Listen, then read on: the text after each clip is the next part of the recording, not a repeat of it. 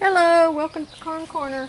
I'm Tina, and today I'm making onion braids. I've harvested the last of my onions. My sweet onions are the purple ones are just so sweet this year because we've had so much rain. You can just darn near eat them like apples. They're just delicious. Um, they weren't huge. I did have one or two big ones that weighed about a pound, but most of them are in this size range, and that's about what I usually grow. I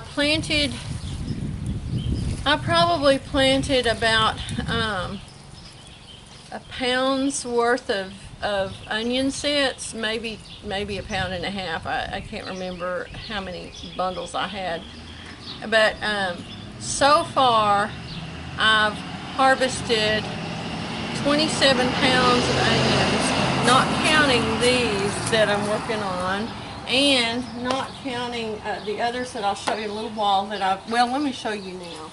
Let me get my camera, and I'll show you the ones I pulled 2 days ago. Let me just start at the beginning here. Okay, do you see those that with their tops laying over? Those are ready. That's the signal that onions are ready to be harvested when their tops are still standing up. And this is the first time I've had onions that the tops didn't all fall over at the same time. Normally, it's just like clockwork.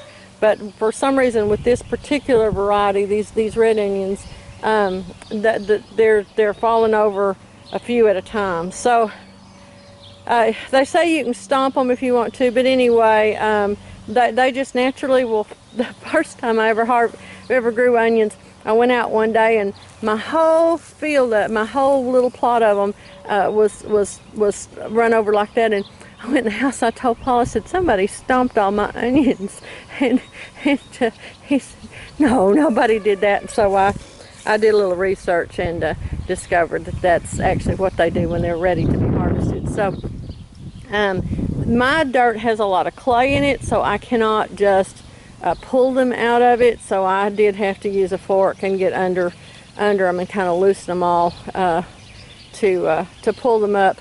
But so what you do is you pull them out of the ground. When they do this, you pull them out of the ground and you just leave them laying there and I left them there for a day, so that they say to lay the tops of one over the bulbs of the other so they won't get sun scald.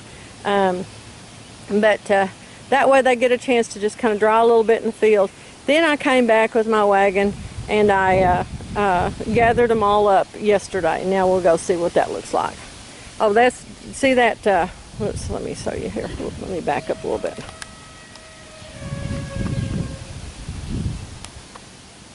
There we go. Okay. See the flowers there? That's one that's going to seed. It's bolted. Now I can let it make seed, or I can harvest that and put that in a vase. They taste like onions, so I could probably even deep fry it somehow. But that onion I cannot save. Once they've put up a flower stalk in onions, unlike garlic, in onions, if they put up a flower stalk, they will not keep, so you need to eat that onion right away. So I'm leaving those in the ground until I'm ready to eat them, because otherwise they won't keep. All right, be back. These are my onions that I pulled 2 days ago, and I've got them in my cart here. And when I'm finished with braiding these that I've got on the table, I'm going to lay all these out on the table so that they can dry. But see, this is one that had a flower stalk, and so I can't save that one, but I'll take that one in to be eaten. But what we want to do is we want to let these cure and let the tops dry down before we start braiding them. Okay, now we'll go look at the ones that I've let cure for a while, that I've pulled. My Easter lilies blooming. A friend of ours brought me these, I think 2 or 3 years ago, and this is the first time they've bloomed, so I'm pretty excited there. Of course, it's not Easter, but that's okay. They're still pretty lily. All right, now we're back. Now these,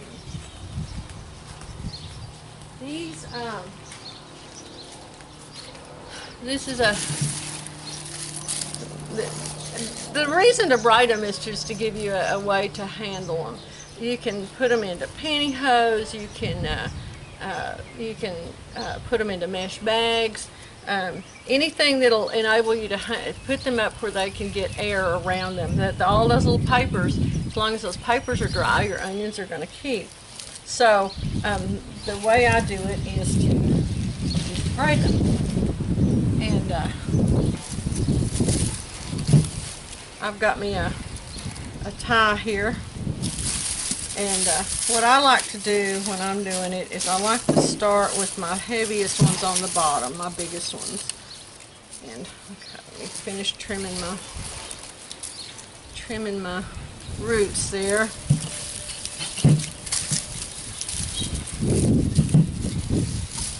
Okay, and once again, just like I did with my garlic, I like to lay the one that's going to go to the left first, then the one that's going to go to the right, and then one that's going to be in the middle. Oops. Okay.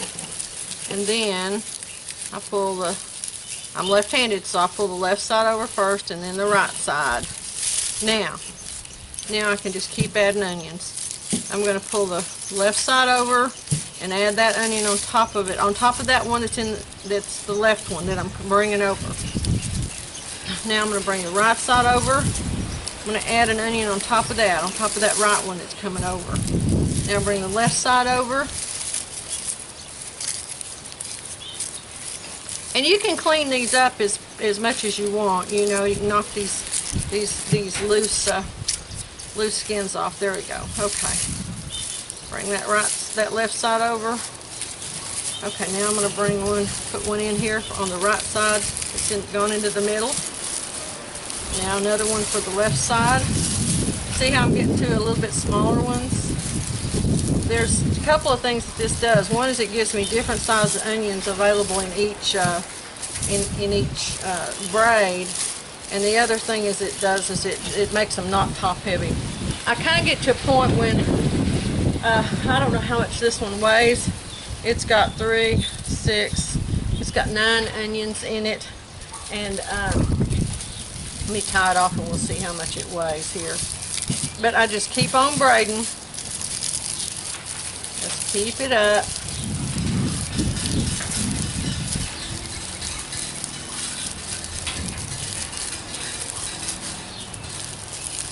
These have cured just a little bit too long. And they had to lay out here, you know, out too long, a little too long in that weather. So the tops are not as stiff as they might be otherwise. So I'm going to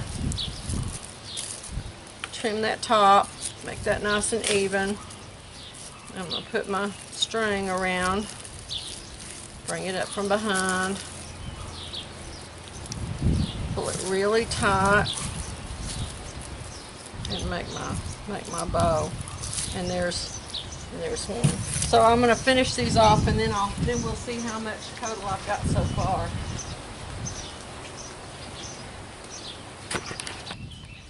Okay, that was 11 pounds of onions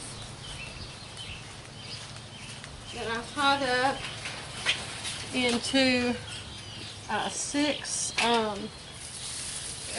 braids. So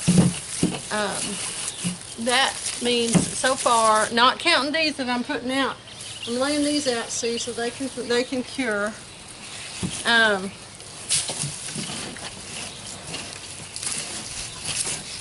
Here.